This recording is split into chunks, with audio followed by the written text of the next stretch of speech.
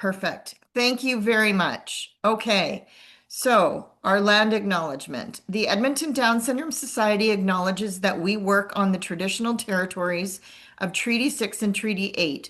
We honor the First Nations, Métis, and Inuit peoples whose land we serve and recognize their enduring connection to this region. As a society supporting individuals with developmental disabilities and their families, we are committed to inclusion, accessibility, and partnership with Indigenous communities across our mandated area, from Edmonton to the Northwest Territories. So I'll just make sure that I've got everyone in, and it looks like I have. So if you guys want to go ahead and start, Karima and Yanick, the floor is yours. Thank you so much. I'm just going to share my screen and hopefully this works. Maybe you should also share that your voice is a little bit hoarse, Yes, or I apologize if I sound a little bit like a frog because I am sick. And so you might hear my voice crack here and there. So yeah, apologies. Mm, Okay, are you guys able to see my screen? Yeah, okay, awesome. So yeah, um, I'll just introduce myself. So who are we? So I'm Karima. I formerly work at Excel Society. I'm a coordinator there. I manage support homes and supportive roommates. Um, Before that, I've had, I would say, over 15 years of experience in the disability sector.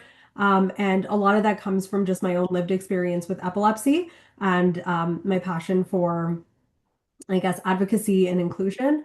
I've been a part of various things. I'm currently on the board of directors for Epilepsy York Region, L'Arche Edmonton, as well as the City of Edmonton's Accessibility Advisory Committee. Um, and yeah, that's a little bit about me. okay. I'm Yannick. Hi.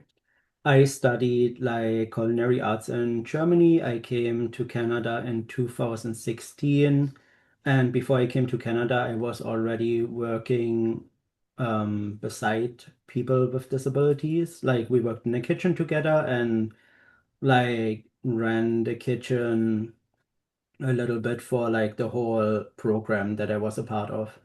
And yeah, I'm also like, I mean, as you guys can see, I'm gonna go soon to pastry school, and I want to open at some point a bakery that like fosters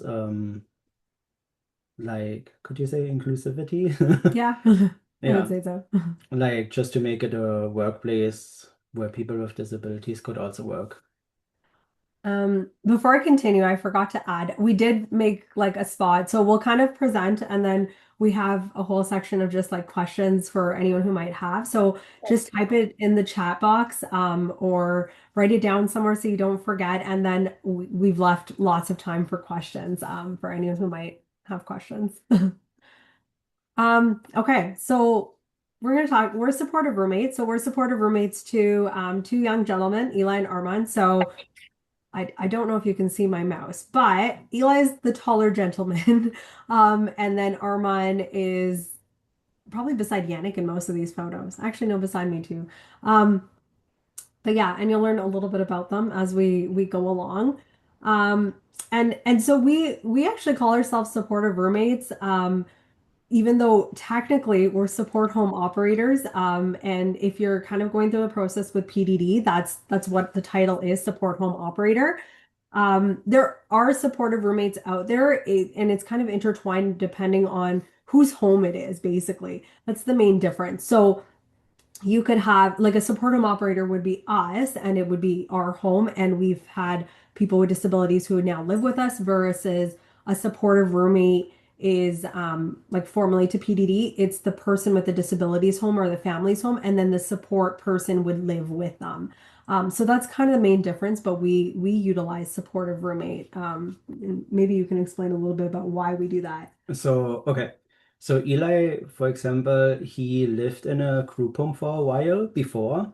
So like if we had like a little bit of trouble in the beginning of like getting used to now, no, we're your roommates, not your staff. So like there is like differences and like differences and expectations of like before it was like when he had like his own staff, it was like, I want to go out. I'm gonna go to the pool now. Make it happen, kind of thing. Eli had one-to-one staffing for 12 hours a day for context. Yeah. So like versus now it's more like, no, like if you want to go to the pool and if you want to go with us, we need a heads up that we can plan our days around as well compared to like what it was before of like, well, it's fair, they were your staff, but like it's not exactly the same structure.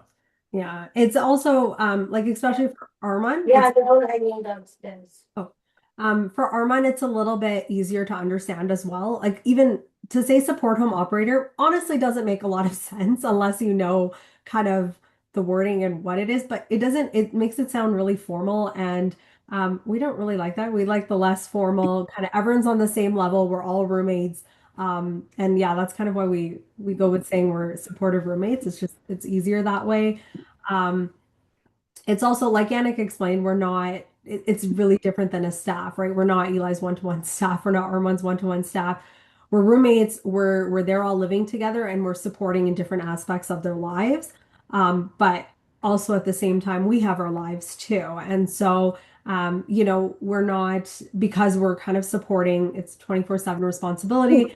We're not necessarily being like, okay, I worked, it's 10 o'clock, I'm done supporting you, that's it. No, like we're constantly supporting and that timing, I would say, looks so different depending on the day. Um, they know our life and we know theirs to an extent. So yeah.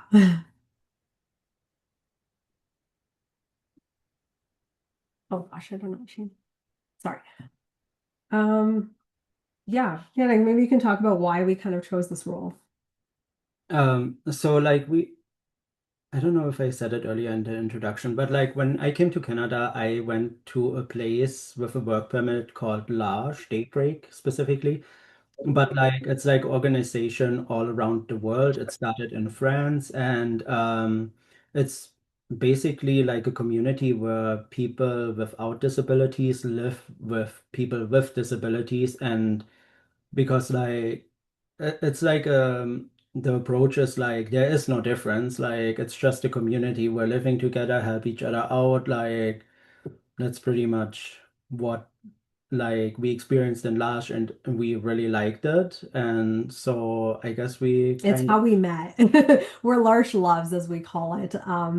But yeah.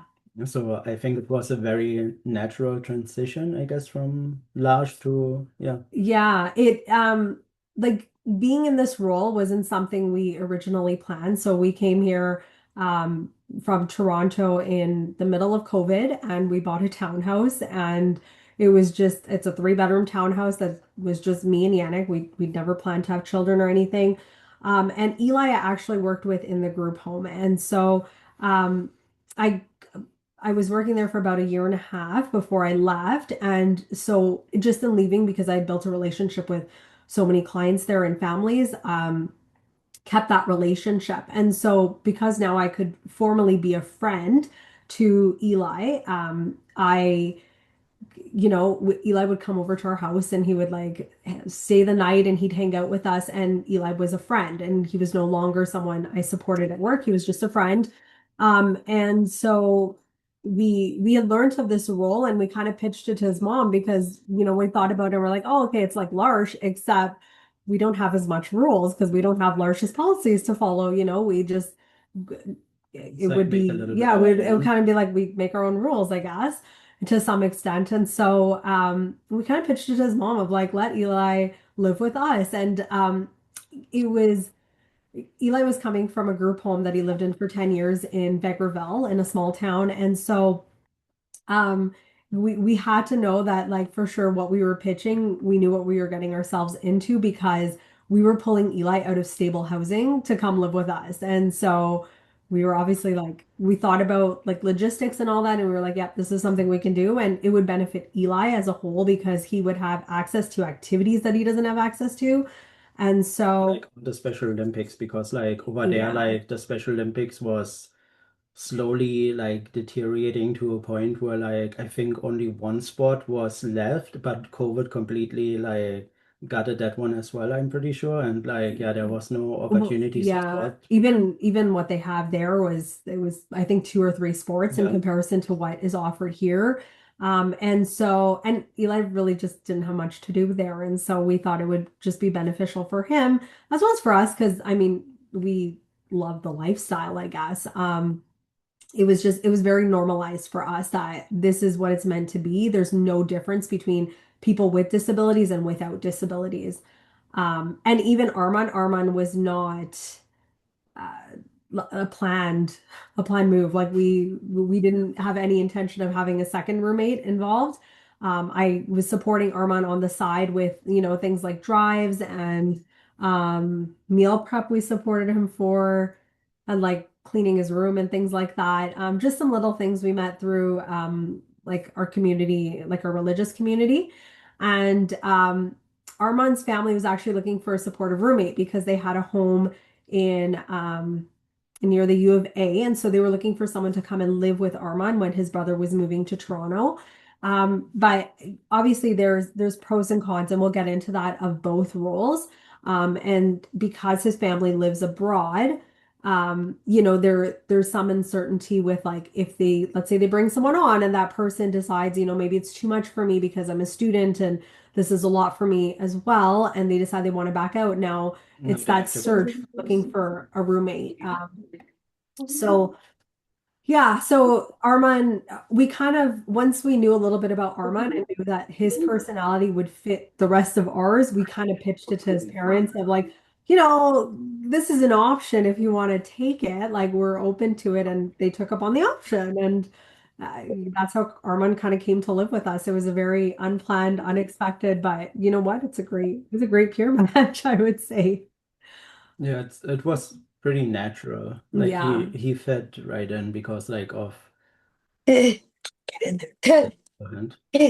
I would say like that. I think that kind of surprised us the most of how natural everyone's lifestyles kind of fit into ours, and how normalized everything became. Like everyday life, it really fit well. But also even the responsibilities, I think, was different than what we expected originally. And I think that's just because we came from an agency perspective to where we have roommates under family manage. Um, but we love it. I would say Yeah. one of the best parts about it is we get into things for free all the time because they have access to cards, and especially movies. One of the We perks. thrive with movies because we get in free. Um, it's a fun, chaotic household together, I think. It gives us more than just like me and Yannick at home. So we have fun with that. We have fun traveling together. I think it's fun to be able to give Armand and Eli experiences for things that I know Armand's traveled the world, for example, but Eli hasn't. And so he's able to do that with us. At a group home, I think the furthest he went was Banff. And even then, it's the cost, it's It's agency like you pay logistics for your of, yeah, you pay figuring for your out staff staff. now, you pay for the gas, and you pay for whatever you do on the travel. So like it's so hard to travel, especially like if you're not good at saving money and stuff. Yeah, It's like even harder. for us personally, we don't make them pay for us. I mean, everyone is very different, and some people have that expectation. For us, we're like, no, if we're going as roommates together, we make the decisions together and we split the cost of everything, right? So like we went to Montana, and it's a split cost between four of us. We're equally contributing, and I mean, it works out in both ways because we all get, a cheaper cost, I guess, essentially. So yeah, that's probably the perks about it that we really enjoy.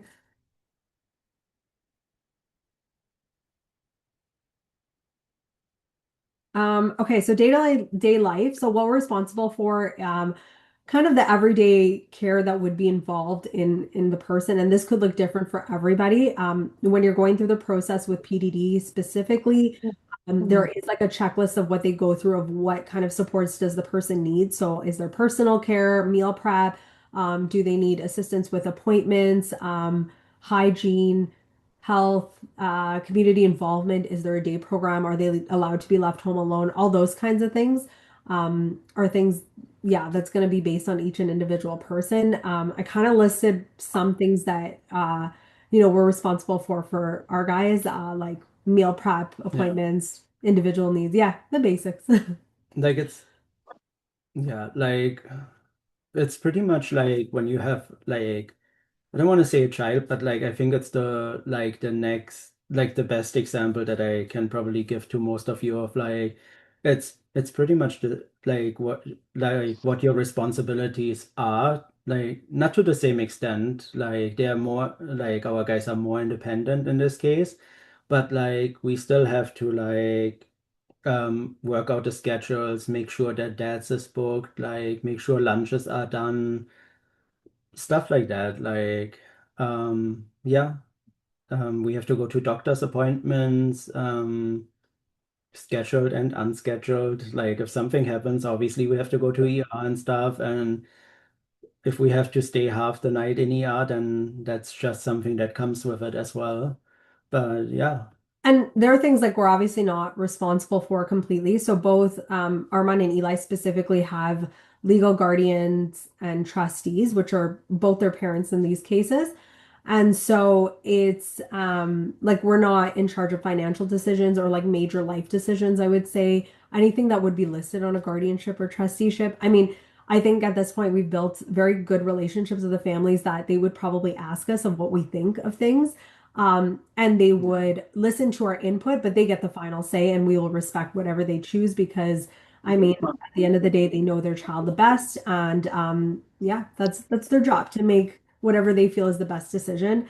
And then, of course, signing authority we don't have, and so like we make sure we get documents to families if they need to sign anything, and we try to do it really fast if they need to get done fast. But yeah, yeah, especially we stuff don't have to sign anything, I would say. like, yeah, especially like the parents are pretty busy. Like, Aman's parents and Eli's parents in this case, like they live pretty busy lives. Like Eli's mom specifically, she's always like with her job, she's always like away from the internet and stuff like this. So it's like if we're not honored to get the documents in time, then we have to wait maybe A like week. a week or 1.5 weeks of like, yeah, Yeah.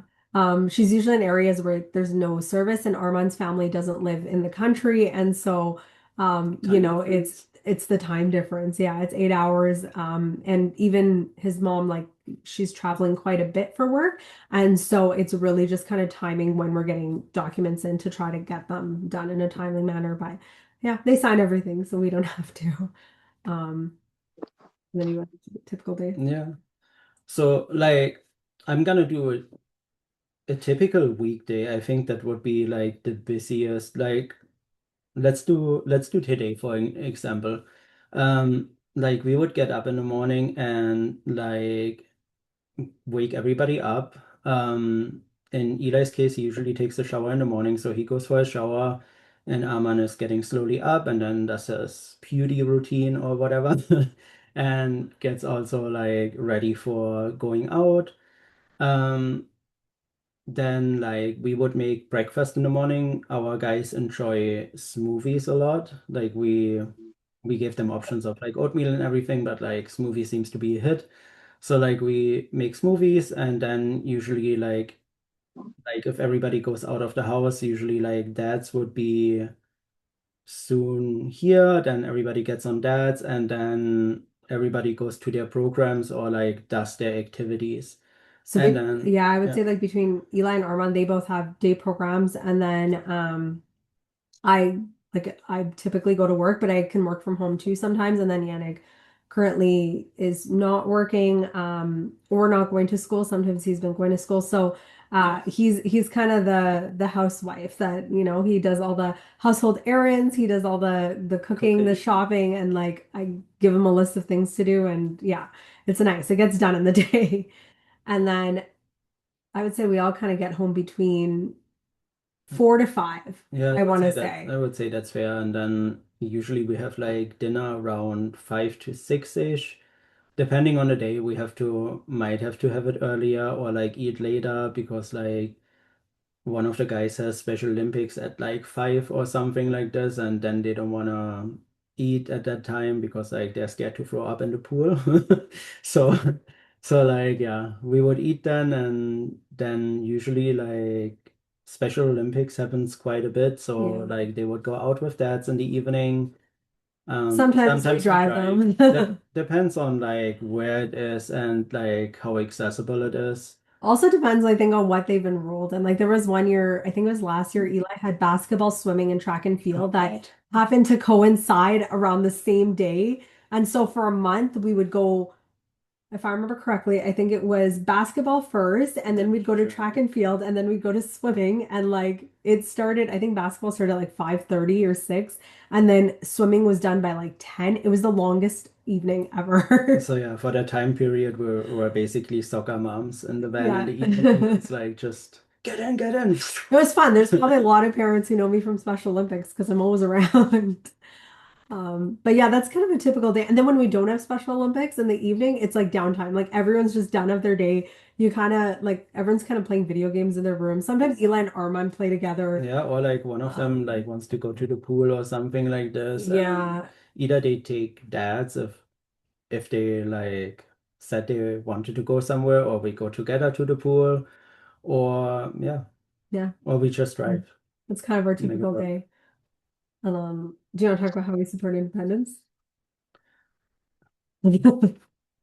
Yeah, We encourage choice, yeah, even if the choice is like questionable in our minds, we try to encourage it because sometimes, it's a learning process. yeah, Like you only learn when you like sometimes you only learn if you are allowed to mess up, which is yeah. So like what what would you say is a good example for like learning? Oh, like with the sports, would that be a good oh one? yeah, yeah, Yeah, so like I'm gonna use Eli as an example for in this one. He thinks he's like this tough athlete and stuff like this, and I mean he has a lot of muscles, like that's for he's sure. strong. Yeah, and but like it's always like, hey, I want to do this sport, and like, buddy, you told me like last night you were tired because of 1 hour of swimming, or like not even 1 hour with like the changing times, like you were tired of swimming and you tell me you want to do professional boxing. And then he's like, no, I can do it. Like, I watched this and this movie. I watched Rocky this week 6 times. And it's like, okay, buddy, like, we're gonna call a boxing studio up and like, Actually, this was one Eli found when he went. what do you It mean? was it was one there was one place that we specifically took Oh, yeah, Eli to yeah. because he found one on the Okay, internet. yeah, that one. Yeah, so like we went there and we were like, he wants to have the full experience. Like, train him how you would train any other person. Yeah, Like, don't treat don't him any sugarcoat it, differently. anything. Like he says he wants to be a professional, and like that comes with like different work, like a different work style. You're not working out Yeah. normally, for sure. But like, yeah, so like after the training, he was like, I'm not gonna go back there. We've never heard this ever again. I want to do boxing, never give Yeah. up again. And So this, so sometimes we kind of have to be like, okay, what's a way that we can just like show him just so that, even though we know it's not going to go as planned, sometimes he needs to kind of experience that. I mean, Um yeah, usually that's how we learn too, right? Like we yeah. have to We even see try to how it is. role model certain things as well. Sometimes it's even just like role modeling a conversation or if we're seeing like maybe Eli or Armand are doing something that can be perceived in a certain way, sometimes we have to kind of do it to each other and role model of like, oh, see, this is kind of like how someone else might be seeing you. Yeah, it's like, um did you see how this could be perceived as rude or yeah, something, right? Like, sometimes we're out with their friends and they kind of like naturally go to us for support and we kind of have to turn it back of like, no, we're all here as friends kind of thing, and like coach them through so that they can have those natural conversations with their friends without it looking like we're hovering over I them. mean, for that one, also a good example is before you jump ahead, like when we went out and like one of our guys had like wanted to meet a friend and like the friend didn't show up and like he was then calling and was like, hey, what am I supposed to do? And was like, what would you have done? Like, you're alone right now by yourself, and what would you have done without us? Because like we are not right now there. And then like this the conversation kept circling to the same thing of like, well, what I'm supposed to do, what should I eat and stuff, whatever you want, buddy. And then it's Food like a court. conversation of, Yeah. okay, you're in the food court. Okay, so like what is there? What's new that I haven't tried? And it's like, well, I don't know. Like, what have you not tried? Yeah, you should know that. So yeah, sometimes they're yeah. Um, so communication, I think we touched a little bit about this. Well, We first, like maybe another example on that picture that we have there. This was there's like there's a very specific reason why we picked from this. of like I want to choose my own haircut. Okay, like choose your own haircut, and within I don't think that was like lasted like a day. Yeah, I think he went like so Eli had gone to the hairdresser, gave them a very interesting description of What he his wants. hair. Like I can't even remember what he said, but it didn't make sense. Like it was And I kind think of like they didn't think that it made sense, but obviously they're going to try to do their best to make him look good. yeah. And so he came home and because I think it was like short on like around the sides, right? And it goes long on the top. And he came home and within about a day or two, it was like, you know what? It looked uneven to me, so I thought that I could fix it. And But so my razor broke, or like my shaver broke. yeah, Yeah.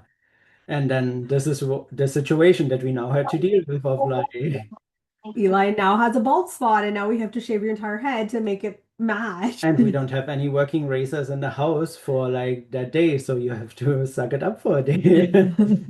Though it became quite fun because when we did have razors, we did end up being like, okay, let's try different hairstyles on you since you're gonna go bald anyways. Like, Yeah, let's play around with it. there's no fixing that. So like Yeah. we tried We we made it tried bald like around the top.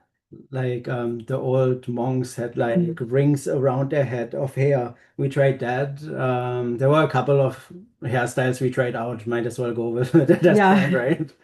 But yeah, it was fun.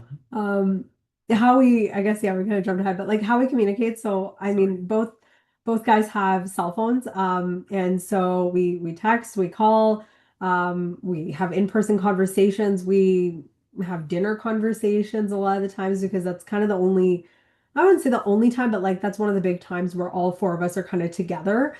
Um, we communicate in different ways based on the person. So with Eli and Armand, they kind of take tones, I would say, very differently and style of communication very differently. Um, for Armand, it's a lot more simplified our communication, I would say. And for Eli, our communication is very straightforward. So backtrack, Eli has cerebral palsy and a frontal brain injury, and Armand has Down syndrome. And so sometimes our communication with Eli has to tailor that brain injury just because of what we know he's able to kind of understand. Um, Yeah, when I want to make examples that are like too far like fetched, like I want to make an example and I'm gonna go on this tangent of like, oh, like this is what happened to a friend and stuff like this, and then he's like, well, this has nothing to do with this. Was yeah. like, well, it was an example for this, so like it has everything to do with it, but like, We almost have to so be like cautious of comparisons. But sometimes it helps, like, because we know Eli like Star Wars and Marvel, for example, we will often use like references to that. And ChatGPT is great for this of like, hey, give me a Star Wars reference based on this. And that itself can sometimes help him relate because he's so big on like the movies. yeah. Um, yeah, and I mean, when it's a tough day, it kind of depends on what level of toughness it is. I mean, sometimes we have tough days. I'm sick, and so like my level of energy has fluctuated based on me being sick. And so when we're having a tough day, because like we'll tag team, right? So if I'm sick and I'm not feeling well, Yannick knows he needs to, up his game and he's going to be doing everything, and vice versa. If he's sick, I'm up in the energy and I'm doing kind of everything. And we've had situations where we're both sick and we're struggling and we kind of explain it to the roommate. Like we'll explain to Eli and Armand, be like, hey, we're not feeling well. Like we're gonna rest in our room. If you urgently need us, come knock on the door, kind of thing. We're pretty close with like our neighbors and stuff, so we'll kind of get them to help us out. We've ordered food because we're like, we're too sick to cook. Like, and they're pretty respectful because they know everyone kind of has their days. Mm. If they have their days, I mean, sometimes we're mediating conversations between like to help them kind of understand the other person's perspective. Sometimes we have to wait until everyone's cooled off and then have like a whole dinner conversation around it just to, talk about like what that challenge was at that moment, especially if it involved everybody. Um, Or like how we could have done better. yeah, Like, what could we have said instead of like the rude thing in this case? you know, Like, yeah. yeah. And again, with like the choice and self-advocacy, I mean, like I'll take Eli again as an example. But even Armand, like I think disability in itself has been very stigmatized in like a greater sense and in the communities. And depending on where people come from, sometimes he's even more stigmatized. Like I know for myself, South Asian, Muslim community, having epilepsy was already stigmatized in my household. And so it's really just teaching them that disability is not necessarily a bad thing. This is what it means. And sometimes, yes, there are limitations based on your disability. But this is just how you advocate for yourself. If you know there are limitations, then How can this I work is, around them or yeah. something, right? Yeah, and absolutely there are ways of doing certain things, but just kind of understanding what that means for you and what accommodations you need and how you can ask for that. And Eli's really great. Eli will like, happily say like, I have cerebral palsy, and he'll tell DATS drivers, for example, he'll be like, I can't get in all the way to the back seat of the van. It's a struggle for me because of my cerebral palsy. Can I sit over here? And he'll like, it's great that he advocates for himself because he knows like what his limits are and what he needs to do to work around him. And I think yeah, that's great. So that's one of the ways we encourage it. We've taken them to some of the protests that are out there for ADAP and AISH, and they've gone with their programs as well. And we try to keep that dialogue open. It helps that I'm pretty involved in the disability community. I have a lot of friends with disabilities themselves. And so it's just this natural, like, this is what disability means. It's not a bad thing. Like, it's not negative in any sense in our household. So this is how we advocate for ourselves.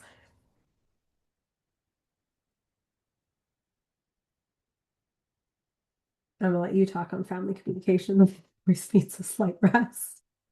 Yeah, so I would say like in general we stay in touch with the families on a regular basis. Like there is a chance that like once a month we like depending on the activity and stuff like this, we have to like send them invoices for things that we needed to pay over here from and stuff like this. So like once a month there's like this aspect of the communication, but like anything major, obviously, like let's say somebody has to go to the hospital and stuff like this, that gets directly communicated and like yeah. So and It varies based on kind of who we're communicating with. So yeah, for Armand's family specifically, there's a group chat with everybody. So his brothers, his parents, yeah, I guess um, sister-in-law is in there, I think, and then us. And we kind of communicate so everyone's on the same page in that group chat. And then with Eli's family, the main communication is with his mom. But again, with both instances, we're mindful of the fact that everyone's on different time zones, I would say. And so we kind of go based on like what's the most urgent or what's kind of on a need to know. And then of course, like I'll send monthly updates usually to families with like invoices or things like Armand's credit card, for example, was not working. So I yeah. just paid for him for everything. And I was like, I sent his mom being like, hey, this is what I paid for kind of thing. Just so they know. We'll send pictures. I usually have a calendar with everyone's schedule. So I'll usually share that calendar with the family so that they have an idea of what's going on for that person through the month, whether it be day programs, Special Olympics, any outings that we have like during the month, like they'll have access to that. Um, Day program calendars I'll also share with them just so they know what's happening there. Photos, of course. Pictures they kind of get like every time we're out, I'll be taking pictures and I'll just like text it to them. Yeah, that's kind Yeah. of a little bit about what we share. And we kind of also share based on what they've expressed to us that they're wanting as well. And so yeah, we want to make sure that communication dialogue is open at all times. Um, Mm. But like in general, like this goes into the like maintaining boundaries, I think, of like we try to do it like for the time difference, for example, and Aman's parents, like we try to do it at a time that like if they didn't turn their phone off at night, that we don't wake them up now in the middle of the night and like they think like something happened to their child or something. Yeah. Yeah, like not make it seem like it's alarming.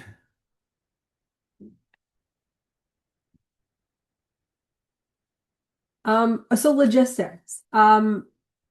Okay, so essentially we get room and board through AISH. So Armand and Eli both collect AISH. And then so some of their AISH money comes to us for room and board, which covers whatever is really identified in the landlord-tenant agreement that is created. But obviously like food, the room, utilities because they're using utilities. And then we also get support funding. So through PDD, this would be code 1020 for a support home operator. So even if you ask for supportive roommate, it still goes under support home operator because it's the same kind of model for them. Payment is tax exempt. It's a 1 month. They kind of assess it based on the person's needs and they'll assess it and then they will be like, okay, this is the total cost for supports. So this would be the monthly amount that the family would send. And then PDD would have a contract. So they either have it with the family themselves, if it's family managed, and the family would be responsible for finding the roommate, or they would have it with an agency. And an agency would then manage the contracts and they're responsible for finding the support home operator. So in this case, actually, Eli's mom went the family managed route. She was going to go through the agency because she wanted to make sure Eli was placed in our household. With an agency route, even though the agency's doing a lot of this stuff, she wasn't because they'd be You don't get responsible it to get hire us. It's not guaranteed. So that's why the family decided to go that route. Personally, from working in an agency, I would say like if it's up to the agency, like if someone were to say, hey, a family is coming and they want their child to live with this family, like we would obviously take that and know that we don't need to look for, something else because It's someone's like, obviously oh, like recommended this. the work is already done kind of thing in this place. But like, yeah, I mean, there's always a chance that you will not get placed with that family because like somebody else is now looking at yours or your child's paperwork, right? Yeah. Um, and then do you want to talk about what people should know? Yeah, I think it's like pretty important to know that like this is not something that you come in and clock on and then at 4 you leave and then you clock off. Like it's yeah, like I said earlier, if like somebody has to go to the hospital or something, now you have to go to the hospital and this is how you spend your evening and probably like a good chunk of your night as well, in Canada anyway. You have obviously a person in your like in your personal space, which I mean, you have to set boundaries and stuff like this. And that's why it's also important to get like to match with a person that like fits your lifestyle as well, I think. Um, like it's definitely important to be very flexible, like for like sick days and the schedule changes where we said earlier we had now to drive for a month because we had to run around like between like three Special Olympics. Special Olympics. Like yeah, if anybody of you guys like booked dates already, like you know that like you cannot book them so close together and they're never on time. So like Or there's no sometimes way of people, putting that. especially wintertime is chaos because we've had to pick people up because DATS is late or they're no show, or, we've had to like cancel at the door because someone comes home late from day program, but then now they don't have enough time to like eat dinner and use the bathroom before their next sport. So then it's like we'll cancel at the door and we'll just drive them to sports. Yeah, so you have to So be like ready to go, yeah, like you and need the like make it work. flexibility.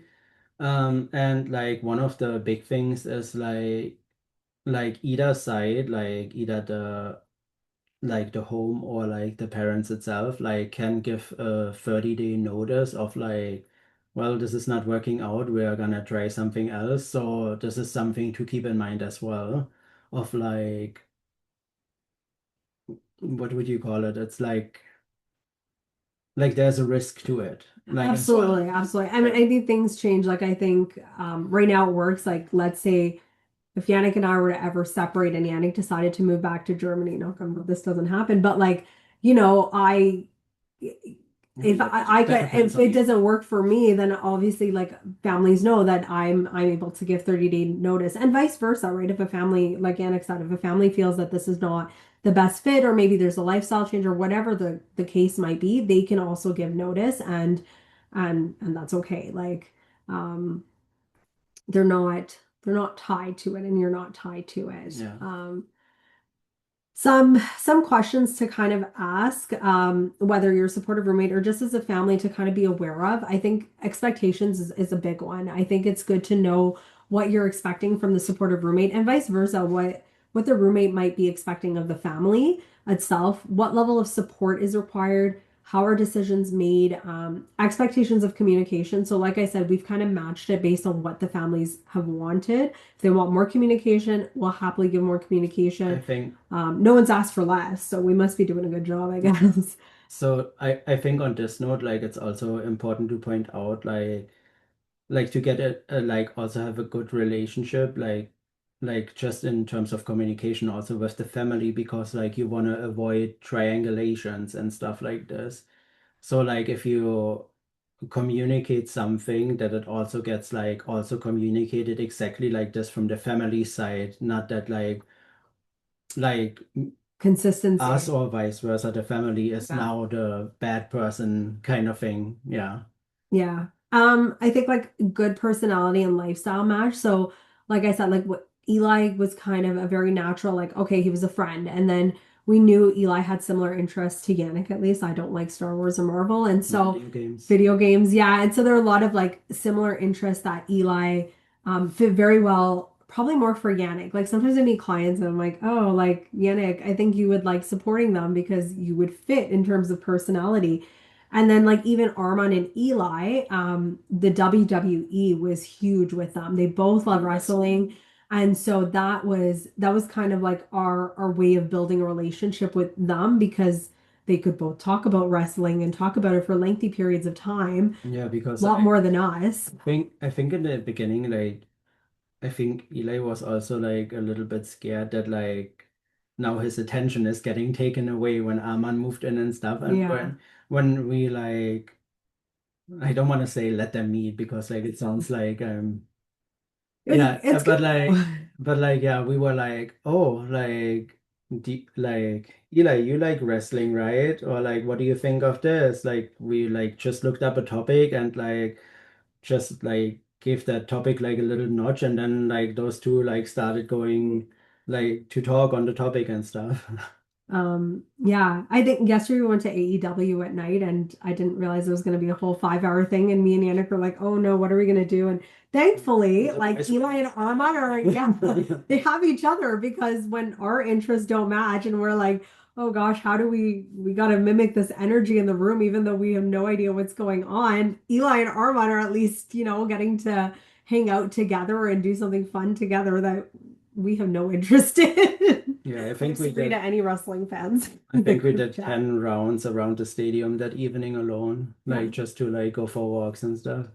And I think for families, it's important to also think about like what backup supports are in place if needed. So, for example, either side can give notice. And if something happens, especially on the support side, it's important to know that there's backup supports. When we took on Eli, it was a very real conversation because we knew we were pulling Eli out of a group home, and group homes are hard to get, as you all know. And so it's obviously risky if we were to ever back out of support, but we kind of took it on with we will try to support him as long as we're able to. Yeah. Yeah. So just, something to think about if you do kind of look into this, that always think of those backup supports. If you ask Eli at this point, he's gonna tell you that we are going all in a nursing home together. Yeah. He Some point. has no intention of moving out, even if like the care is way too much for us. Like I'm dying here. That's what he'll tell That's us. your problem. Like, oh gosh. Challenges. So this is kind of something that isn't always talked about. And even for us, I was like, okay, what challenges are there in the role? It And depends so, also like on the person itself that you live with, right? Like there's yeah. always like different things that can come up, and Yeah. So for me, it would be habits. I've grown up with sisters, never boys, and now I live with three boys. And it's already hard enough, especially like anyone who's married or in a relationship, it's hard enough to live with your partner and have to adjust to their Is it? life. Yeah, yeah. We're very opposite, right? Like you can't, my energy level is very different. And so now I have three guys, and their style of using the bathroom is very different than mine. Sometimes you go and you're having to clean pee off the seat. Um, Not in our Not bathroom. in Maybe you ours. should mention that The as shared well. bathroom, sometimes you're having to do that, right? Or, you know, for example, I come in home and we have like four shelves, one for everybody's shoes. And because I'm such a neat freak, immediately I start to put people's shoes away because they've just left it out. And so like little things like that, like you forget that, okay, yeah, like it's something you have to adjust to. Now you're constantly cleaning up little things here and there because it's something, even though it's something so small that's probably meaningless to me, it's like bothersome because I'm such a neat freak. So it's sometimes hard. I mean, yeah, I guess on that one you could also mention like that we had to find out that we needed to have labels in the fridge, like on Yeah. our things of like otherwise you hear the thing always like, oh, it didn't have a name on it and stuff So me and like I this. can It's have like, it. well, And boys eat a lot. it's like, did it have your name on it? No. I was like, well, like you shouldn't have eaten my thing. And yeah, it's different. Even like just like being in a relationship, of course, any relationship, you have arguments with your significant other, and we've Yeah. had to really cater how we have an argument between the two of us because, Eli favors men over women. I'll give him that. And so he if let's say I get mad at Yannick for something and they hear it because we have thin walls, all of a He sudden I'm a terrible person he picks because up on it like yeah. and like And and he's like, Yannick, I'm siding with you. And it's like, you weren't even in this it's like conversation. it's like, buddy, nobody asked you. Go back in your room. Like And like, Armand will come out being like, oh, I know you're mad at Yannick. And it's just like, so now we have like an argument. And it's like, if we know we're fighting, we almost have to like, how are we going to communicate this? That even though we're so upset, like in the most rational way so that they don't hear it and they don't like it. So then we sound like we're passive aggressive to each oh other and yeah, they don't pick up on it it's because, definitely like a passive aggressive conversation on the dinner table then of yeah. like just hinting around the main issue like that nobody else can pick up on it and We're constantly always trying to role model and like we're always role modeling and it's hard to kind of pull yourself out of that role model because you're a roommate and you're there 24/7, so you should be role modeling positive behaviors.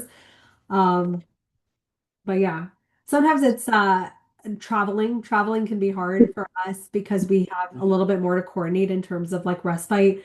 Eli and Armand, we've tried out of home respite and it kind of throws them off their schedule where, we sent them to someone's house that, they know very well. And then we went away to Vancouver for 2 days. We had our dog sitter at our house, Eli and Armand at, someone else's house. They kept calling us for so many things. but like also like taking advantage of the situation that like there's like things that like I cannot do at home that No, I'm gonna do now. like it was chaotic. And so like we don't typically travel together. I go to Toronto all the time to see my family. I don't have Yannick come with me. He'll stay home with the dogs and the boys. And I think Yannick's only come once with me to Toronto. That would have been last year. Um, Yeah. Maybe one other time. I don't know. And like even Germany, I haven't gone to Germany since COVID, since we moved to Edmonton. So like I haven't even seen Yannick's family. And part of it is too, like, we don't want to also leave them behind as well. Obviously we all have different budgets. But they're generally sad when they don't get to come with us. So we try to do all our trips together as much as we can because we like including them, and we've even been talking about like planning a trip to Germany so that they can come and see Yannick's family and where he's grown up And and experience European but lifestyle. like yeah, I mean there's like a bunch of challenges to figure out because like it's not like I'm booking now like a ticket to an all-inclusive resort and like I don't have to worry about anything now. It's like, no, I'm booking this ticket. Now I have to like think about a rental car, thinking about like, Airbnb and where we're yeah, gonna stay. yeah, because like my family, like most of them cannot host four people like now in their home and stuff. So like it's a little bit harder than to coordinate versus like it's just so much easier than to be like, well, like just go alone and Yeah. like, yeah. Yeah, you So go see your family, go for a month. Speaking on that note, another challenge, right, is sometimes then you have opposite issues. So, for example, Yannick went to Germany last year and he was gone for about 3 weeks. And I had the joy of Armand having wisdom teeth surgery and Eli's father passing away in the same 3 weeks. And it was chaos. And like I told Yannick, I'm like, I'm scared if you ever leave again, like some things, because there was another time Yannick went to Germany and Eli had wisdom teeth surgery. And I'm like, why do you keep leaving me in these times? I don't think you guys, like anybody here has seen Eli sick or like in discomfort, but he can be like very needy and whiny. So like it's a little bit of a commitment as well in this case. Yeah. Um, so yeah, sometimes that can kind of be a challenge. Friends coming over and like personality, sometimes that can be a challenge. We're more than happy to introduce Eli and Armand to our friends. And we're more than happy to meet their friends. They invite people over to our house all the time for dinner. I tell them, please give us like a day's notice so we know how much food to cook. But they love inviting people over, and that's okay. Like we're happy to have people over. Um, but for them, sometimes, obviously, we know kind of appropriate boundaries, but they don't necessarily know it. And so sometimes they're meeting someone for the first time that's one of our friends. And within the first minute of the conversation, it's, oh, okay, let me tell you all about myself and invite you to my birthday party and try to sell you my cookbook and all that. And it's like, whoa, hold on. You This just is not met the how person. You this have is to, not how it yeah, works. you haven't built a relationship with them. Like, you got to build that relationship But first. but also at the same time, like it's like one of those boundary things where you have to also be like, hey, those are my friends. Like you can introduce yourself. You can like we're gonna have dinner together and stuff like this, but like then you're gonna do your own thing. This is not like one of those things now you changed your evening around with how you usually do it just because like now you want to like sit on in on this and like we use obviously the example of like they wouldn't want us like when they meet a girl or something and they want to go on a date, it's like, bye.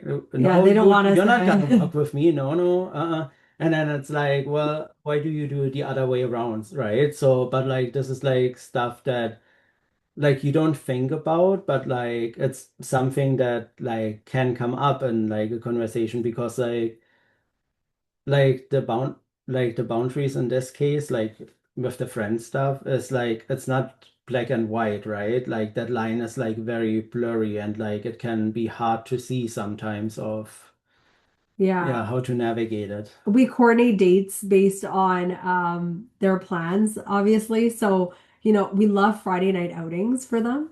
They go once a month to EDSS, and it's like we drive them to EDSS and then we go for a date and then pick them up. So we'll coordinate dates according to like, if we know the boys are out, then we'll probably have like our date nights and stuff. But yeah, it can be hard sometimes to just kind of coordinate it. It helps that we're opposite, I would say, in terms of um so many different things. And so because I'm organized, I can kind of manage some of those other little things I'm that organized. no.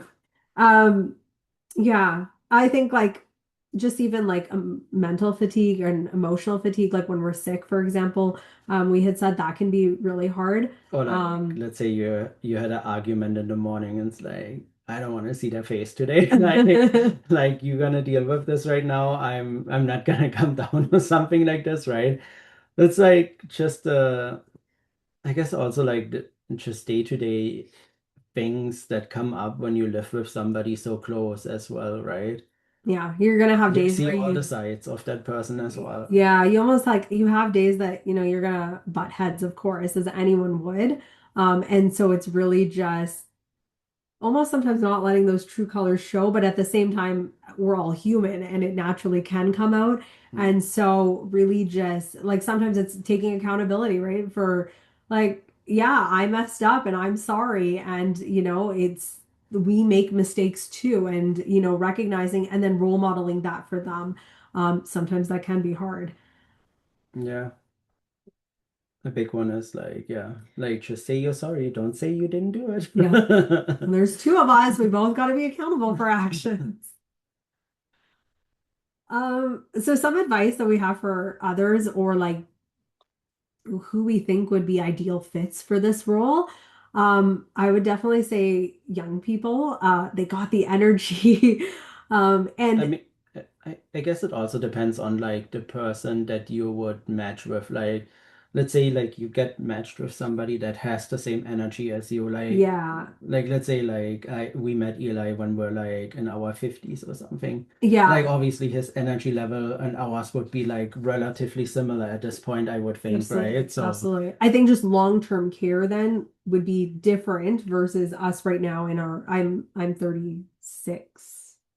You're 31. How old are you? I Yeah, think, yeah, I think 31.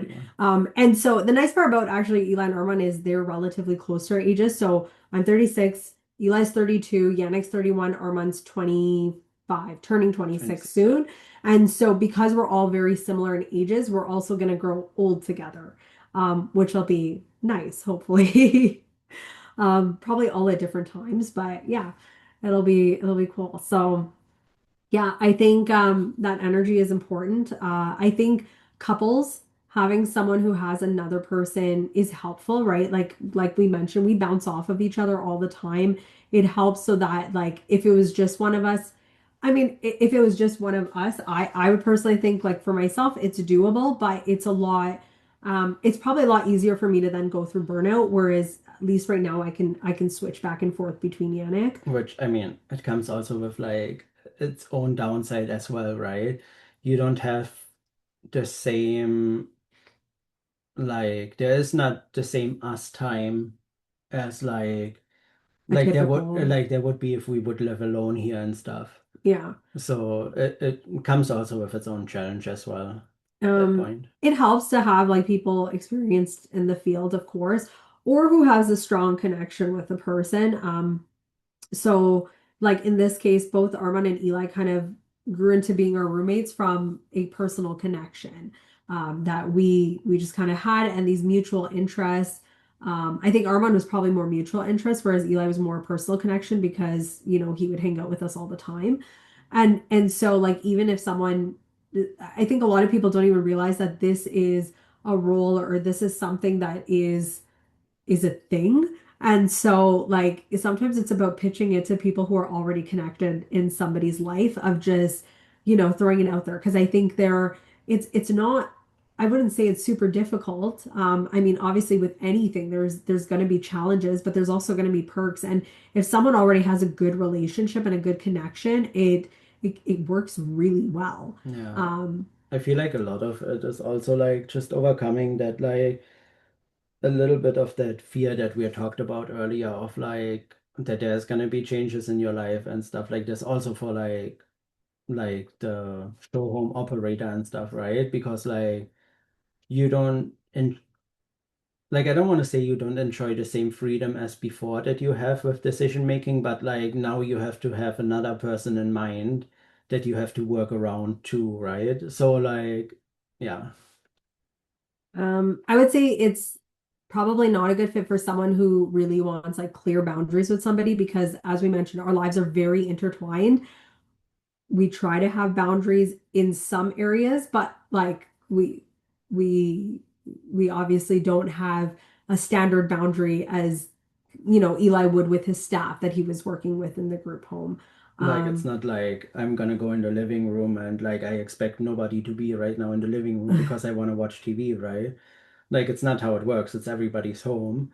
It's we try to implement like obviously strong boundaries with each personal room and like we also give the boys the same respect that like of that yeah. space that we want them to have.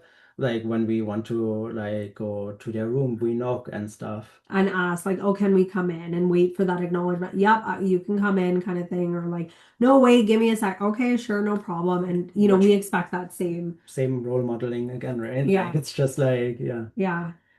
We would say like take the time to build the relationship first and make sure it's a good match before living together. And even for families, it's important that the families are okay with that support person. Like our lives are very intertwined. Eli's mom will call me and we'll have like maybe a 10-minute conversation about Eli and then like a 50-minute conversation about other things in life that are not relevant to Eli. And we've stayed at his mom's house before where, as you can tell from pictures, like we go for dinner and stuff when Armand's family's in town. And so we're pretty intertwined with the families as well.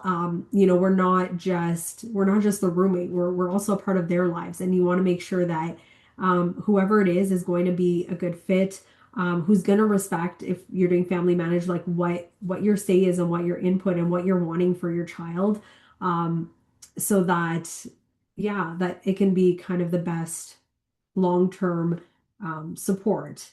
Um,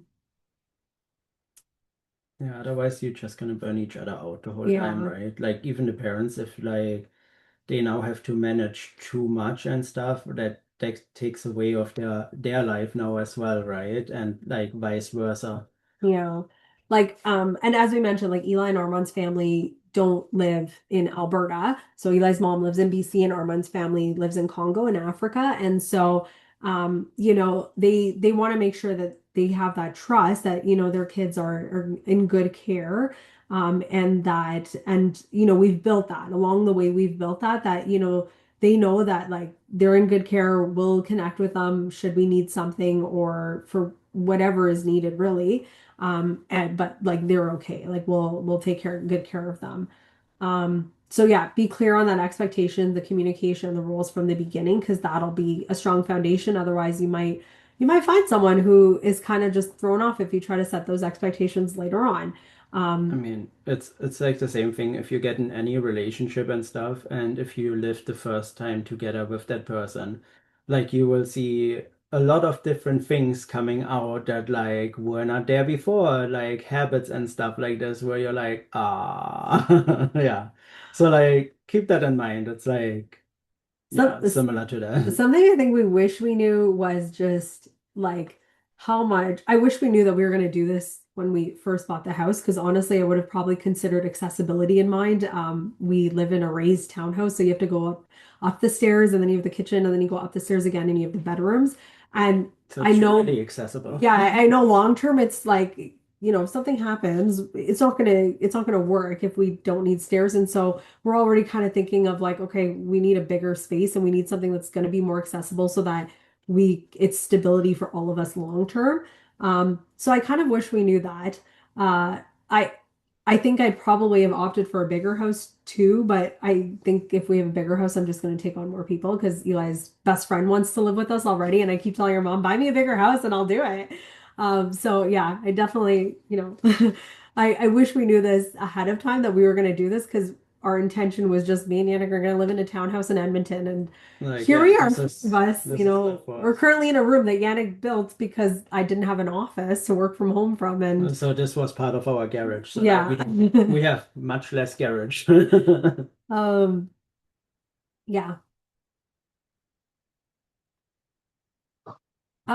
So yeah, why this model matters, I think having a really it's a different way to have like a different dynamic. So Eli, for example, is from a group home, and Eli, a little bit of background, I guess, he went to Elk Island Youth Ranch before he went to the group home, which is usually for like a lot of kids with behaviors, and then he transitioned to the group home. So Eli hit the group home once he was an adult. And Eli, on paper, Eli looks like he's tough. He had behaviors before, and even just meeting him in the group home, Eli was on a lot of medications. He took medication 4 times a day, I believe. Yeah, a whole bunch of different pills. And Eli just transitioning to our place and having now structure. So Eli would like, because he had one-to-one staffing, but again, small town, not really much to do. He'd play video games all day. He'd watch Like movies. like all day and like with a lack of sense of time, it would be like I'm playing till 4 a.m. because I have no idea that it's 4 a.m. Yeah. and stuff, His right? his budget was a lot harder, so he lived in kind of an apartment style suite, and so he had a budget of $80 per week for food. Now, we know in this economy, $80 is not going to buy you anything, right? So, Eli, a lot of the stuff he had was canned foods and things that were not very good Like for his cheap, health. very processed and Um, stuff. yeah, and so when Eli moved in with us, Eli was pre-diabetic. He had gout issues, cholesterol issues. 60 pounds heavy, yeah, He was maybe. like 300 pounds at least. And just in living with us, having the structure, because of course we were not like, no, you have access to all these things. You're not playing video games all day. We're gonna make sure you're out and about and in the community. And he was part of Special Olympics, and it changed how he was living life. And then of course access to healthier foods, because now he doesn't just have a budget of $80. It's we're buying all the food, and we don't like we're not budgeting because we know that like we need to eat healthy and we need to eat a lot of food because we're boys and we're growing. And Eli naturally lost a significant amount of weight. Eli lost at least 60 pounds living with us. He was a lot heavier before. And he has only had one flare up of gout, and that was That was the week that he was sick and he wanted to was have sick and canned wanting canned soups. soup every day, so it kind of caused a flare up. He no longer has sugar issues. He Medications medication is is reduced. So just from 4 times a day of meds, he has 2 pills that he takes at night, and we've taught him how to self-medicate as well. So he has one sleeping pill and his cholesterol pill, and that's it. And his behaviors is almost nothing because he has that consistency, we he has that trust with us, he has that relationship, and he has structure in his life. And I think that yeah. helps of just justifying like why this model And like matters. everybody being on the same page, right? Because like in the group homes before, like because you're staff, you kind of have to go with like when the client like when your client says like I want to do this today, or like I want to be a pilot, and then you have to go be like, yes buddy, like let's make it happen. Whereas for us it's like, What are the steps to get there? yeah, it's Whereas like, or no, if you're not at that point yet, that's like maybe like let's plan a different goal that's like more achievable, because like you're setting yourself up for failure, right? Because yeah, we don't have to be like, hey, like obviously like we're not crushing dreams over here, but like we have that flexibility of like we we have to be can. realistic. And I think as friends, like we don't want to sugarcoat it just because they have a disability. We want to be realistic as their roommates and as their friend of like, well, hey, I'm not here to try to like hurt your feelings or crush your dreams or anything, but like these are what the steps entail to do those things. So do you think this is realistic? And really break it down to help them understand. And sometimes it's again like, okay, fine, let's go. Let's start with this step and let's go see how you do. And that in itself is, just Sometimes enough already. realizing like, okay, yeah, no, this won't work. Like I can't do this, so I don't want to do the rest of the steps kind of thing. Um, Oh, this is too much work. I don't want to commit to that. Yeah. Yeah. Armand came from living with family the whole time. So this was his first living arrangement where none of us are related to Armand. And so even that, I don't know if you want to share about Armand, like how he was when he first moved in. I mean, yeah, like it was a little bit of like, at first it was like a lot of denial of like when somebody was like, yeah, you're gonna, You're or gonna like move in we with were us. camping, and then he's like, no, I'm not. I was like, yeah, you are. And he's like, no, I'm not. I was like, yeah, you are. And like it went on for just a while, and then it switched at some point of like, yeah, I am. And then he was like, well, I'm gonna move in. Mom, Dad, goodbye. This is goodbye forever. I'm gonna live somewhere on my own now. It's like, no, no, this is not how that works. Like, we're gonna still stay in contact with our families. Like, just because you're not living with them, like, doesn't mean that you abandon your whole family side. And then Like, some of it is like, when people move to like a dorm room for the first time when they go to university, you get to discover this whole part of yourself that maybe I wouldn't say you're limited to with your family, but you just didn't really know existed. And so for Armand, it's getting to meet three folks who are not related to him, who are all very different that he now has such strong connections with. yeah, and Um, like, I mean, like a lot of you people, like, you guys know that as well. Like, there's a difference between like when you hang out with your family and stuff, but like, obviously, it's like often a good time, but like being with your friends it feels different and stuff.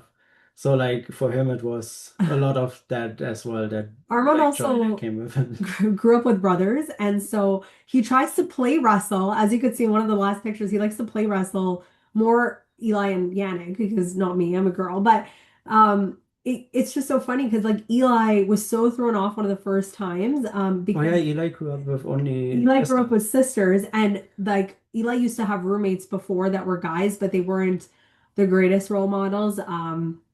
Guys who were very aggressive, were into drugs and alcohol.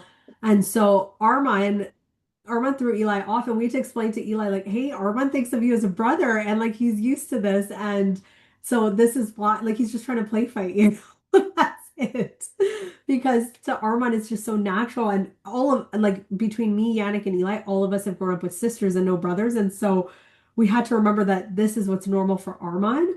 Um, so yeah, I think that was just Yeah. was kind of nice. These days, like every week you hear like a sound like an earthquake or something like this, and you're like, hey, what's going on? Oh, we're just roughhousing. So it's like, I think overall it's nice. We get to share like meaningful moments with them. As we said, we've traveled with them. We've gone to Banff, BC, yeah, the picture is Banff the whole Montana. Oh time. yeah, this is Banff. We're on our way to Eli's mom's in BC. We've done Montana, Jamaica, Mexico.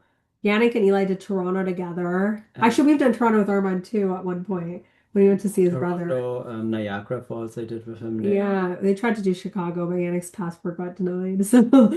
So yeah, so like we love having these moments with them. You know, sometimes obviously like it's not something that everyone wants to do. Maybe it's something that Eli doesn't want to do, or maybe it's something that Armand doesn't, but majority of us want to do it. And so, you know, we kind of the trampoline park was actually a good one.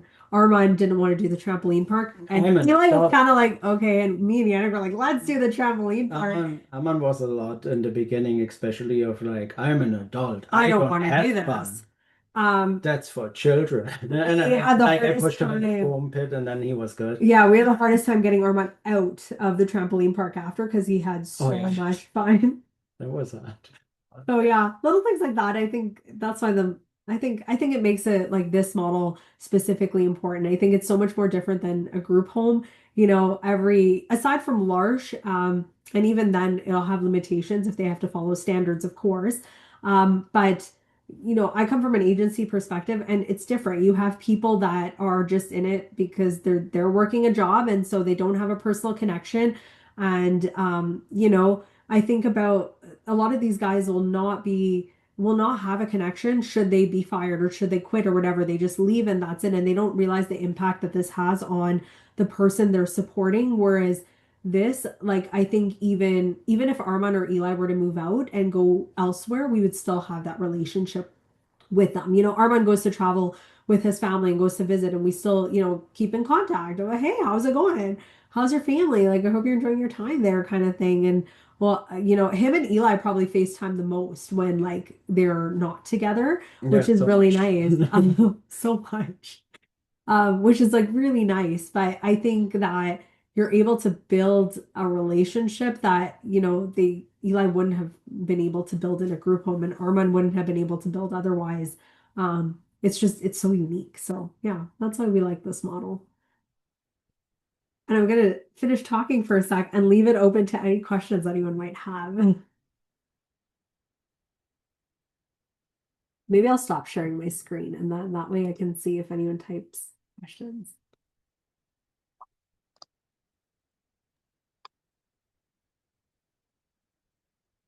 Come on, guys. I know somebody does. Maybe we just covered Maybe we're everything. too good at presenting. Or You you guys are. just did too good. You talk a lot more than I me. did the presentation. Yeah. Okay, I'll ask a question. You guys were talking about possibly, getting a house that'll be better for you as you all age, right? Without all the stairs, which I understand. I'm in a townhouse too with lots of stairs. Um, if you did that, would you guys be looking at a bigger place because you'd want to take more people, or would it just depend on cost and all that I, stuff? Just I wondering. would. My ideal Probably dream. both, like a mixture of both.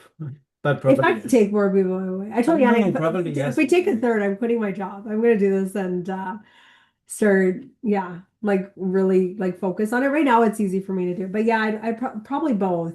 Yeah. Um, because we would want like I prefer bungalow if anything, with like some sort of like a basement apartment or some sort of like a fun common room that we could like build. I'd love to build like a home theater or something.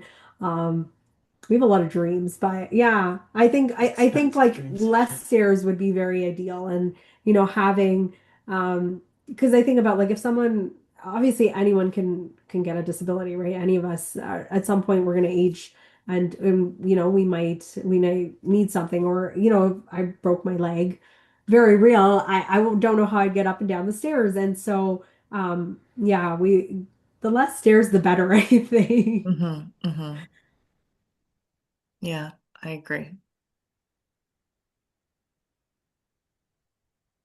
I have a few questions. It was easier just if I can ask instead of in the chat. Of Yeah. course, Of yeah. course. I'm just wondering, like, I guess two things. One is, you said that you get room and board through, I don't know, it's probably through their AISH funds, but like all these extra things that you do, the traveling, I'm sure that, there's a lot of added costs, even just the little things add up. Like, Yeah. um, I'm just wondering how'd you make it work from the finances? The reason I'm asking is I know these two personally and they know me, Yeah. but I'm wondering like because my kiddo once he turns 18, like I'm starting to think now about transitioning him out and what's that going to look like? And I don't know what PDD will cover or what do I have to be prepared for? Like, I think a supportive roommate situation for him would be ideal. And I'm just kind of, thinking more of what you suggested, like trying to use personal connections, like through his respite workers, things like that. So I'm wondering how do you manage like, do the families pay for things like travel? And the other thing is, like for the respite situation, if you both say took a vacation on your own, is like the respite support, is that something that's covered through PDD? Like we have it through FSCD, but just wondering in the PDD world, AISH world, like how does the respite funding work, Yeah, all absolutely. those things. Um, okay, I'll try to remember the question. So in terms of travel, it varies. So in terms of like Edmonton area kind of thing. Like we don't charge the families like mileage or anything. Like if I have to drive them to Special Olympics and stuff, I probably have a lot of fun going myself. So it's no big deal. That being said, it all depends kind of who you have and like what you Yeah. coordinate with them. As someone who manages supportive roommates like at an agency level, I know some people who kind of do charge mileage, some don't. Even like room and It board just have depends varied. on the setup and like I guess what the expectations were before it Yeah. was set up on in that case.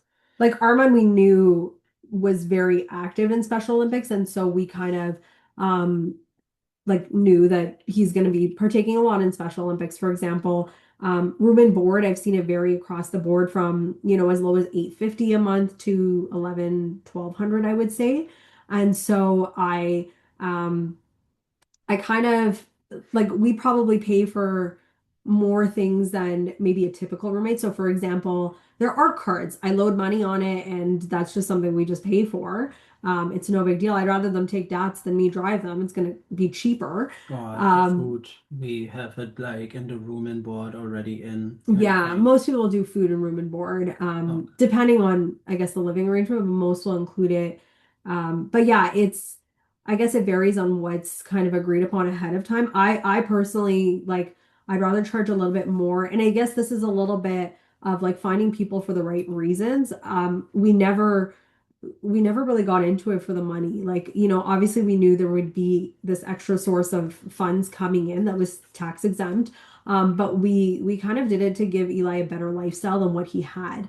And so we obviously pay for like we'll go for haircuts and I pay for everyone's haircuts. Like we don't charge it back to the families. We just yeah, I'd rather just okay, our room and board is on the higher end. But we're gonna include XYZ that isn't typically included in room and board. For example, when it comes to traveling, we ask the families ahead of time what's their budget because they do the finances. And so Yeah, like the we'll, savings of their flight yeah, that they put aside with like part of the age in this case, right? yeah, yeah. And so we'll be like, okay, the plan is we want to go to Mexico. So what's the budget? Like what's our max so that I know what everyone's maxes are and then we can find trips accordingly. Um, so and usually the families are really really good, I would say, and they know like once I know what their max is, then I make sure like between our trip and travel insurance and parking and everything, like I'll look into something and be like, okay, let's divide by four and what would that be per person so I know it's fitting into everyone's kind of category. If I know it's going to cost a little bit more, honestly I probably just spot it myself because like I don't care, I'd rather go to Mexico with all four of them than like it be a Or barrier of any or sort. like the better Um, resort because like this resort yeah, like is a little bit above budget, but like it has the better reviews and stuff like this. So we're just like, well, like, yeah. yeah, we're like, okay, whatever, we'll just spend it. Like, so I guess like those little things need to be worked out on. And then in terms of respite, like when we want to get a break, so typically in a support home model, there should be respite funds. It's usually 3.17 days per month Yeah. that you get. Yeah, So it works out the to be 1.7, 3.17. and it works out to be 38 days per year. And you can, a lot of people will take like one weekend off per month, or sometimes they'll kind of bank it and then eventually we'll take like 1 or 2 weeks off. And so we have that aspect for respite dollars. And it's paid in, I don't know how FSCD is paid, but it's paid in 24-hour increments. So it'll be like, let's say, for example, okay, $200 per 24 hours. So if we're going to give, like if Eli is going to go to respite, then the respite provider will get $200 every 24 hours. So like 7 a.m. to 7 a.m. the next day. So that's how respite typically works with support homes. Does that come from PDD funding? Yeah. Mhm. So do you It's get actually compensated for your when I used to work in foster care, and foster families would get what was called a skill fee, which was just basically like an appreciation for what they do. Is anything like that, like any kind of No. extra So the thing only for you guys?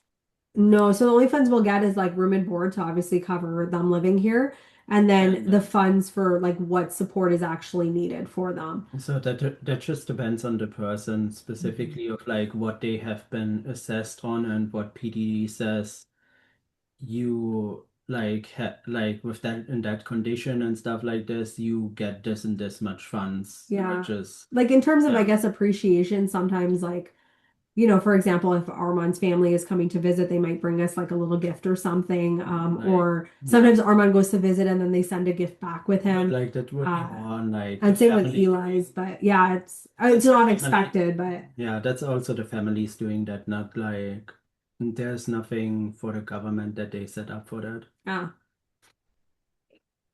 So you guys, I have a message here in the chat. Oh, Do you have suggestions on how to connect with someone interested in a supportive home operator or supportive roommate arrangement? Would you place an ad or connect with an agency? I guess it depends what route you want to go through. Yeah. Um, Like Typically, I would say the most hands-off approach on like finding somebody would be the agency, right? yeah, because then the agency would be responsible, but you would need PDD to list, they have like a registry. So you would need them to list Your family member in on that that case like registry that. so that Yeah. the agency would pick it up. If you know someone personally from an agency, you can ask them in particular, of like, hey, I want you could probably request certain agencies and then it would be up to the agency to be like, okay, yeah, like I would pick them up um or not. It's yeah, it's a hit or miss. And even agencies, like on an agency side, everyone does things on so many different levels. If you're going to go the family managed route, I would personally suggest checking first to think of like, is there any natural connections that the person has that you could connect them with for, I guess, Like to also build like one? maybe like also like somebody that is like would be maybe interested in it, and then you could be like, hey, have you heard about this kind of thing, to like feel it out of like how they react to it, like And it could even be like a yeah. family member, like even if it's like a close cousin or something, trying to build on that because it might like again that relationship helps and a lot of times people don't realize that this model exists and they don't realize like how honestly it can be quite easy if you have the right mindset. A lot of it is attitude of it. And so I'd recommend personally going that route. But like if obviously if that doesn't work, I've seen people post on places like Indeed. I know there's a Facebook group for like In Search of Respite, I believe it's called. So I don't like I've seen people post on there. I don't know. What the success rate of that is, Yeah. but Yeah, because like I mentioned, like both Eli and Armand kind of came in very natural ways to us. yeah, it just happened in that case, but like yeah. Any other questions?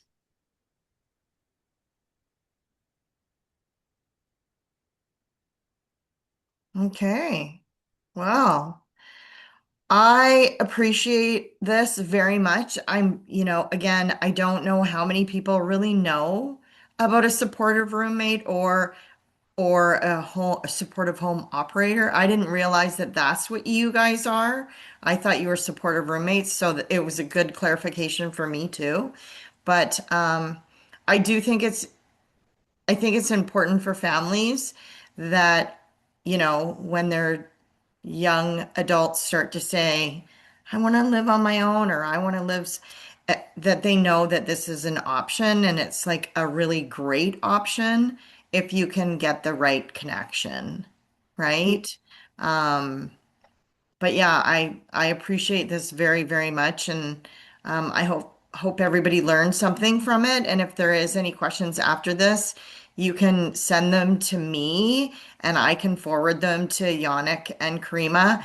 I'm sure they would have absolutely no problem answering any questions or supporting any families that have questions about how they can kind of do this. So, is that right?